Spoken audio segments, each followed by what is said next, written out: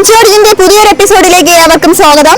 ഇന്നത്തെ ഇൻചോർജ് പ്രോഗ്രാമിൽ ഇൻചോർജിൽ നിന്ന് മത്സരിക്കാൻ റെഡിയായി നിൽക്കുന്ന മത്സരാർത്ഥികളെയാണ് നിങ്ങൾ കാണുന്നത്. അവരെ ഓരോരുത്തരെയും നമുക്കൊന്ന് പരിചയപ്പെടാം. എന്താ പേര്? അൽതാഫ്, വിഷ്ണു, അതുൽ, ഹാഷിം, വിവേക്, മുസിൻ, ഐമൻ. ഓക്കെ, അപ്പോൾ നമ്മൾ എല്ലാവരെയും പരിചയപ്പെട്ടു കഴിഞ്ഞു. ഇനി എന്താണ് ഇൻചോർജ് പ്രോഗ്രാം എന്നതിനെ കുറിച്ച് ഞാനൊന്ന് പരിചയപ്പെടുത്താം. 10 രസകരമായ കുസൃതി ചോദ്യങ്ങളാണ് ചോദിക്കുന്നത്. അതിന് രസകരമായ ആൻസറാണ് ഞാൻ നിങ്ങളിൽ നിന്ന് പ്രതീക്ഷിക്കുന്നത്. 20 സെക്കൻഡിനുള്ളിൽ ആൻസർ പറയണം. ആരാണ് ഏറ്റവും കൂടുതൽ ആൻസർ പറയുന്നത് അവരാണ് ഇന്നത്തെ ഇൻചോർജ് പ്രോഗ്രാമിന്റെ വിജയി. മനസ്സിലായി?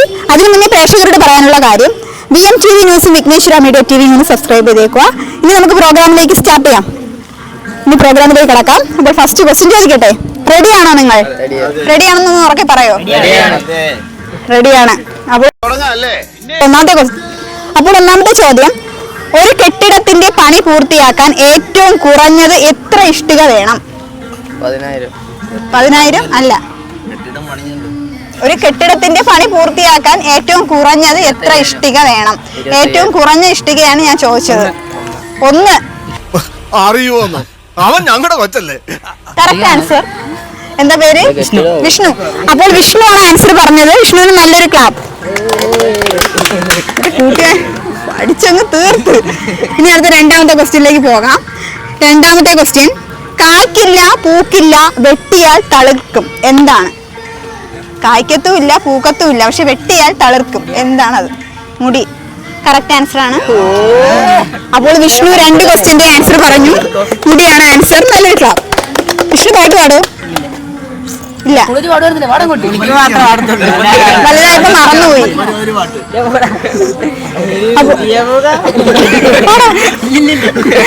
വേറെ ആരുണ്ട് പാടുന്ന വിഷ്ണു ഇതില്?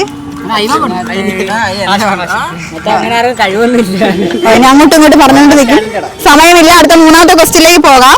3ാമത്തെ ക്വസ്റ്റ്യൻ, വേഗത്തിൽ ഓടുമ്പോൾ പിടിക്കാൻ പ്രയാസമുള്ളത് എന്താണ്?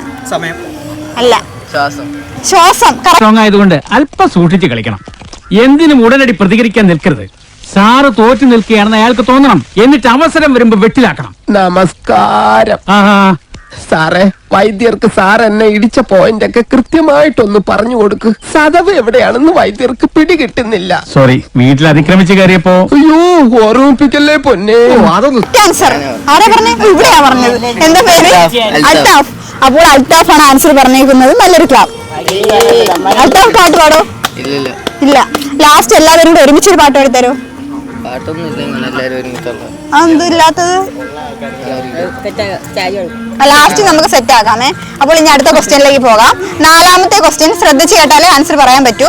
ജൂണിൽ 1 പ്രാവശ്യവും നവംബറിൽ 2 പ്രാവശ്യവും കാണാം, മെയ്യിൽ കാണുകയേ ഇല്ല, എന്താണ്? ജൂണിൽ 1 പ്രാവശ്യം കാണാം, നവംബറിൽ 2 പ്രാവശ്യം കാണാം, മെയ്യിൽ കാണാനേ പറ്റില്ല. കറക്റ്റ് ആൻസർ ആണ്. അൽതാഫ് ആണ് ആൻസർ പറഞ്ഞേക്കുന്നത്. നല്ലൊരു ക്ലാപ്പ്.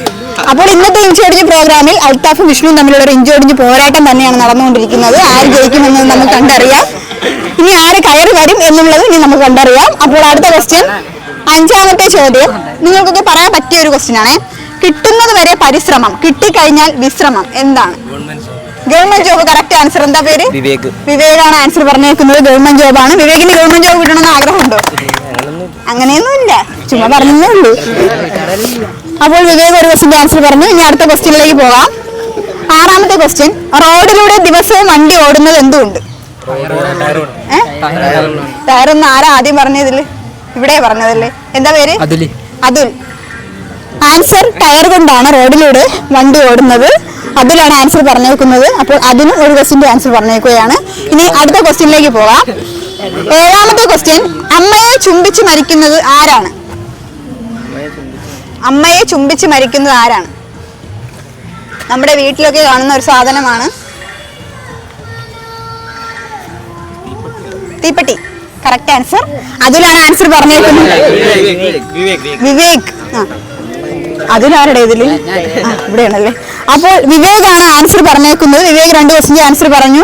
അതുപോലെ വിഷ്ണുവും പറഞ്ഞു, അഫ്സലും പറഞ്ഞു, അതുപോലെ വിഷ്ണുവും പറഞ്ഞു, അൽതാഫും പറഞ്ഞു. അപ്പോൾ 3 പേര് തമ്മിലുള്ള ഒരു ഇഞ്ചോടിഞ്ച് പോരാട്ടം തന്നെയാണ് നമ്മൾ കണ്ടുകൊണ്ടിരിക്കുന്നത്. ഇനി അടുത്ത ക്വസ്റ്റ്യനിലേക്ക് പോകാം. 8ാമത്തെ ചോദ്യം, ഓടിക്കാൻ പറ്റാത്ത ലോറി ഏതാണ്? കറക്റ്റ് ആൻസർ ആണ്. അൽതാഫാണ് ആൻസർ പറഞ്ഞേക്കുന്നത്. കാലറിയാണ് ആൻസർ. അപ്പോൾ അടുത്ത ക്വസ്റ്റ്യനിലേക്ക് പോവാം. റെഡി അല്ലേ?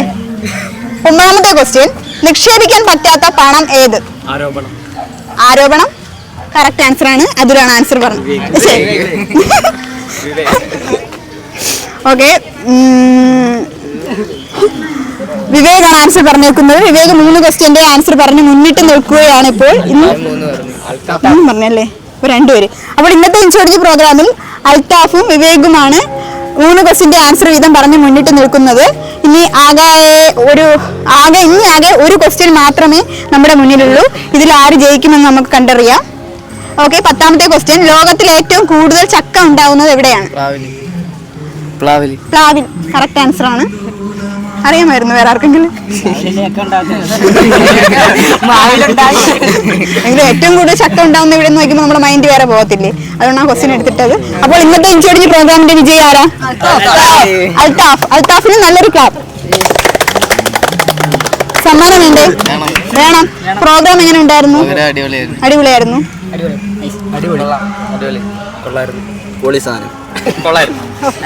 വെറൈറ്റി ആയിട്ടുള്ള അഭിപ്രായം കിട്ടി എനിക്ക്. ഓക്കെ, അപ്പോൾ സമ്മാനം. ഓക്കെ,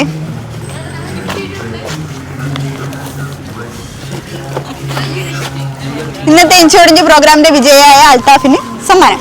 ഇൻഷോർജ് പ്രോഗ്രാം എല്ലാവർക്കും ഇഷ്ടമായെന്ന് പ്രതീക്ഷിക്കുന്നു. ഇനി മറ്റൊരു എപ്പിസോഡിൽ നമുക്ക് വീണ്ടും കാണാം. അതുവരെ ബൈ ബൈ. സമ്മാന പെരുമഴ.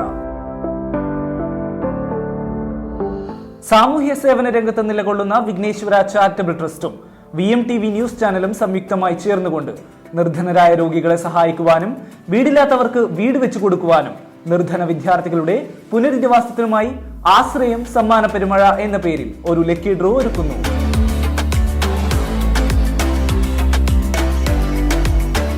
50 രൂപ നൽകി നിങ്ങൾ ഒരു കൂപ്പൺ സ്വന്തമാക്കുന്നതിലൂടെ ഈ ഒരു സദുദ്യമത്തിൽ പങ്കാളികളാകാനും ഒപ്പം നിരവധി സമ്മാനങ്ങൾ സ്വന്തമാക്കാനും സാധിക്കും.